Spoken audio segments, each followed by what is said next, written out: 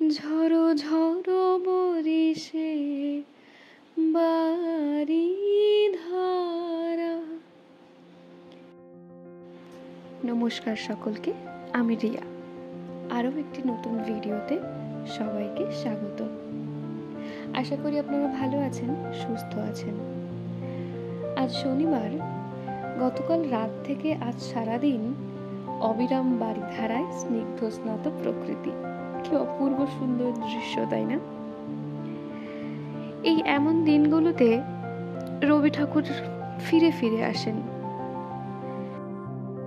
কিছু কিছু দিন এমন হয় কোনো কাজেই মন বসে না, জিনিসপত্র গুছিয়ে নিয়ে কাজে বসতে ইচ্ছেই করে না।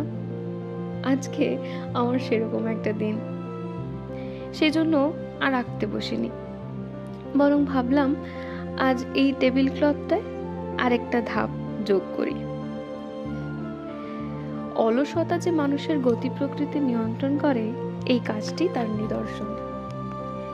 এই কাজটি নিয়ে আমি বসেছিলাম কোভিডের সময় থেকে, এবং দেখুন আজ অবধি এটা শেষ করতে পারিনি। ভেবেছিলাম চারপাশের বর্ডারে ডিজাইন অ্যাড করব, বাস ছেড়ে দেব।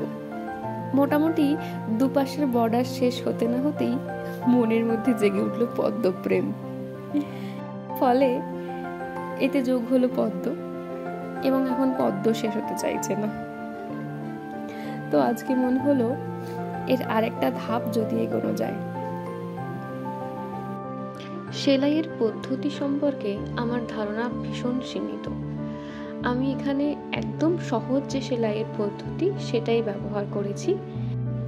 আশা করছি এবার এটা খুব শিগগিরই শেষ করতে পারবো, এবং শেষ হয়ে গেলে এটা আমি সবার সাথে শেয়ার করে নেব।